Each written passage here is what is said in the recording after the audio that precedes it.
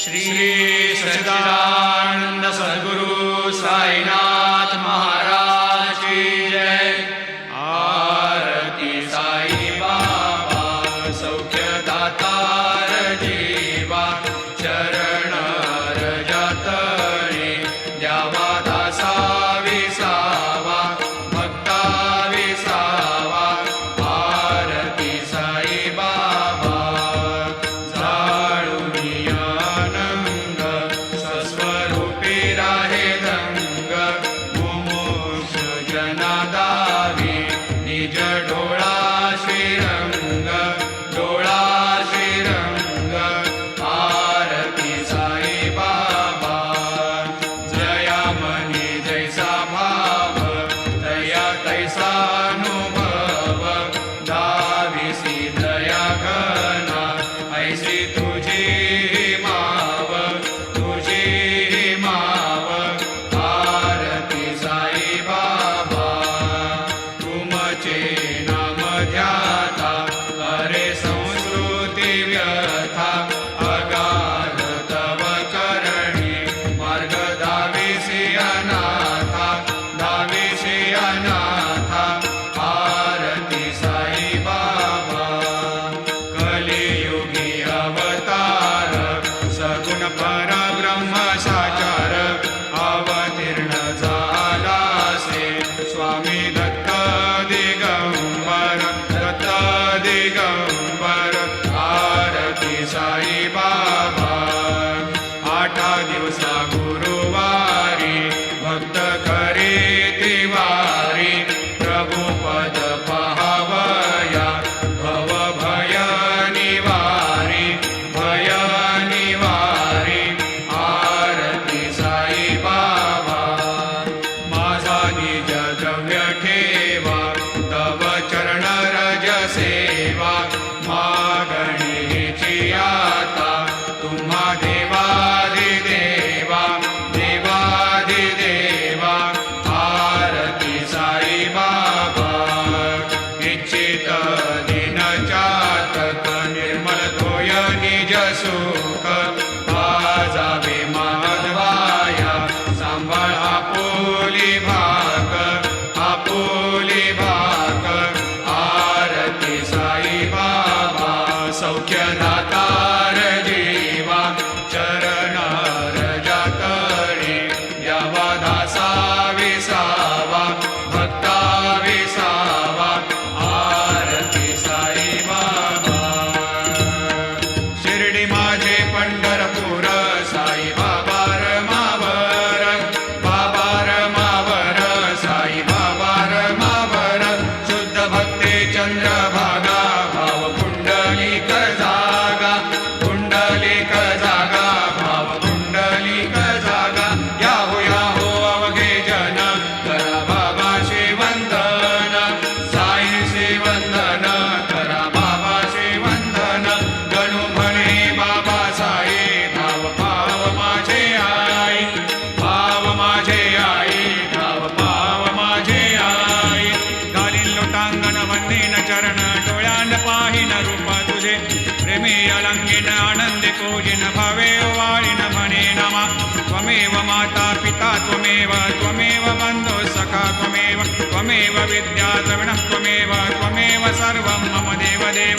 कायेन वाचा मनसेन्द्रियैर्वा बुद्ध्यात्मना वा प्रकृतिस्वभावात् करोमि यद्यत् सकलं परस्मै नारायणायति समर्पयामि। अच्युतं केशवं रामनारायणं कृष्णदामोदरं वासुदेवं हरि श्रीधरं माधवं गोपिकावल्लभं जानकीनायकं रामचन्द्रं भजे। हरे राम राम राम हरे हरे, हरे कृष्ण कृष्ण कृष्ण हरे हरे। श्री गुरुदेव दत्त अनंता तुला ते कसे रे स्तवावे, अनंता तुला ते कसे रे नमावे। अनंता मुखाचा शिणे शेष गाथा, नमस्कार साष्टांग श्री साईनाथा। स्मरावे मनी त्वत्पदा नित्य भावे, पुरावे तरे भक्तीसाठी स्वभावे। तरावे जगातारुणी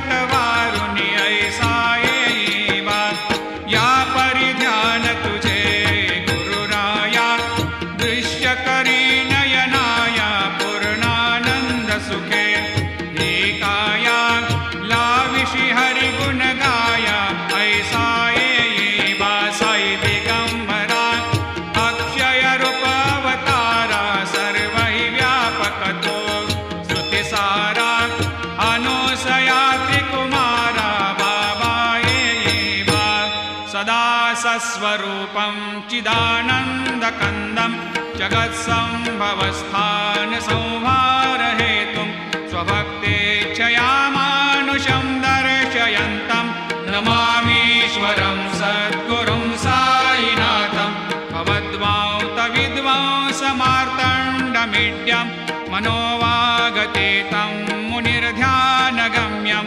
जगद्व्यापकं निर्मलं निर्गुणत्वां नमामीश्वरं सद्गुरुं साईनाथं भवाम्भोधिमग्नार्दितानां जनानां स्वपादाश्रितानां स्वभक्तिप्रियाणां समुद्धारणार्थं कलौ सम्भवन्तं नमामीश्वरं सद्गुरुं साईनाथं सदा निम्बवृक्षस्य मूलाधिवासात् सुधास्राविणं तेक्तमप्यप्रियन्तं तरुं कल्पवृक्षाधिकं साधयन्तं नमामीश्वरं सद्गुरुं साईनाथं सदा कल्पवृक्षस्य तस्याधिमूले भवद्भावबुद्ध्या सपर्यादिसेवां नृणां कुर्वतां भोक्तिमुक्तिप्रदन्तं नमामीश्वरं सद्गुरुं साईनाथम्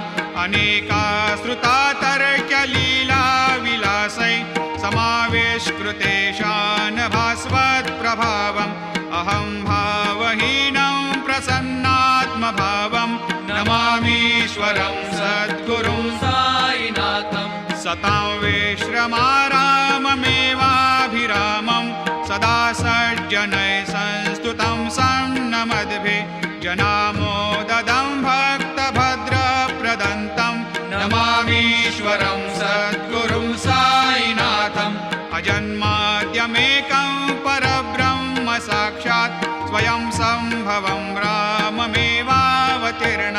भवद्दर्शनात् सम्पुनीतप्रभोऽहं नमामीश्वरं सद्गुरुं साईनाथम् श्रीसाईश कृपानिधेऽखिलनृणां सर्वार्थसिद्धिप्रदा युष्मत्पादरजप्रभावमतुलं धातापि वक्ता क्षमः सद्भक्त्या शरणं कृताञ्जलिपुट सम्प्रापितोऽस्मि प्रभो श्रीमत्साई परेशपादकमलान् न्यान्यच्छरण्यं मम सायिरूपधर रागोत्तमं भक्तकामविबुधद्रुमं प्रभुं माययोपहतचित्तशुद्धये चिन्तयाम्यमर्निशं मुदा शरत्सुधांशो प्रतिमं प्रकाशं कृपातपत्रं तव साईनाथ त्वदीयपादाब्जसमाश्रितानां स्वच्छायया तापमपाकरोतु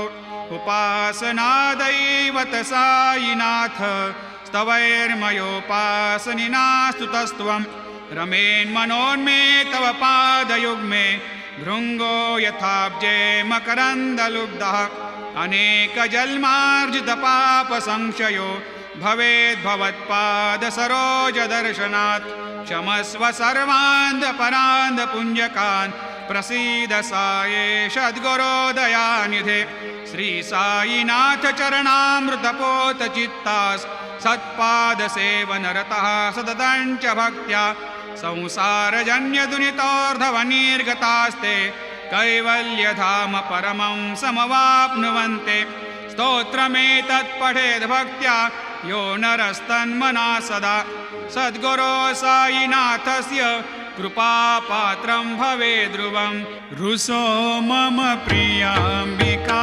मजवरी पिता हि रुसो मम प्रियाङ्गना प्रियसुतात्मजा हि रुसो भगिनी बन्धु हि श्वशुरसासुबाई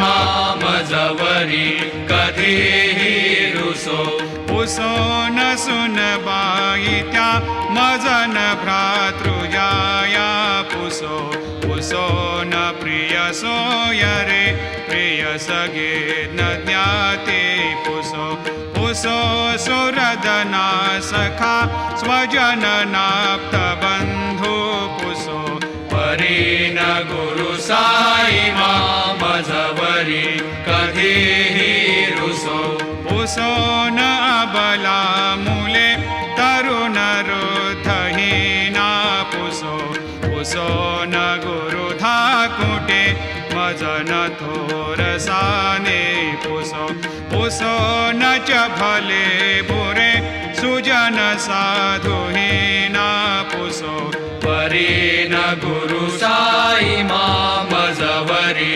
कधीही रुसो रुसो चतुरतत्त्वविद् विबुध प्राज्ञ ज्ञानी रुसो रुसो हि विदुषी स्त्रिया कुशल पंडिता हि रुसो रुसो महीपते यति भजक तापसे हे रुसो न दत्त गुरु साई मामजवरी कधीही रुसो रुसो कवि ऋषि मुनि अनघषेध योगे रुसो रुसो हि गृह देवता निकुल ग्राम देवी रुसो रुसो खल पिशाच हि मलिन डाकिने हे रुसो न दत्त गुरु साई मामजवरी कधीही रुसो रुसो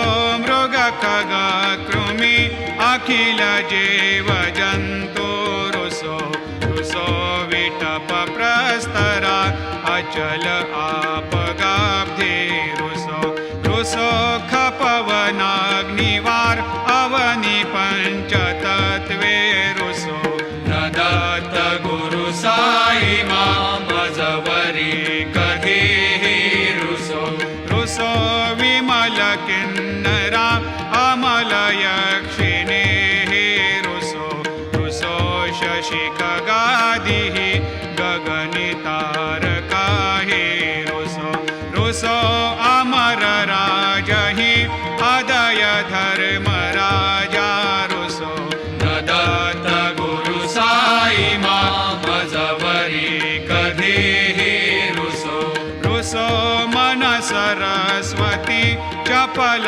चेतते हे रुसो रुसो वपुदिशाखिला कठिन काल तो हे रुसो रुसो सकल विश्व हि मयि तु ब्रह्म गोलं रुसो न दत्त गुरु साई मामजवरी कधीही रुसो विमूढ मनुनी हसो मजन मत्सरा हेडसो पदाभिरुचि उल्हसो जनन कर्दमीनापसो न दुर्गधृतीचा धसो अशिव भाव मागे खसो प्रपंची मन हे रुसो दृढ विरक्ती चित्ती ठसो पुणाची घृणा नसो न च स्पृहा कशाचे असो सदैव हृदयी वसो मनसि ध्यानि साये वसो पदी प्रणय ओरसो निखिल दृश्य बाबादिसो न दत्त गुरु साई मामुपर्याजनेला रुसो हरि ओम यज्ञेन यज्ञमयजन्त देवा स्थानि धर्माणि प्रथमान्यासन्न तेहनाकं महिमान सजन्त यत्र पूर्वे साध्या सन्ति देवाः ॐ राजाधिराजाय प्रसह्य साहिने नमो वयं वै श्रवणाय कूर्महे समे कामान् कामकामाय मह्यं कामेश्वरो वै श्रवणो दधातु कुबेराय वै श्रवणाय महाराजाय नमः ॐ स्वस्ते साम्राज्यं भोज्यं स्वराज्यं वैराज्यं पारमेष्ठ्यं राज्यं महाराज्यमाधिपत्यमयं समन्तपर्याधीशात् सार्वभौमः सार्वायुषान्तादापरार्धात् पृथिव्यै समुद्रपर्यन्ताया एकराळिति तदप्येष श्लोकोऽभिगीतो मरुतः परिवेष्टारो मरुतस्यावसङ्ग्रहे आवीक्षितस्य कामप्रियैर्विश्वे देवा सभासदैति श्रीनारायण वासुदेवाय सच्चिदानन्द सद्गुरु साईनाथ महाराज की जय। करचरणकृतं वा कायजं कर्मजं वा श्रवणनयनजं वा मानसं वा अपराधं विहितमविहितं वा सर्वमेतत्क्षमस्व। जय जय करुणाब्धे श्री प्रभो साईनाथ श्री सच्चिदानंद सद्गुरु साईनाथ महाराज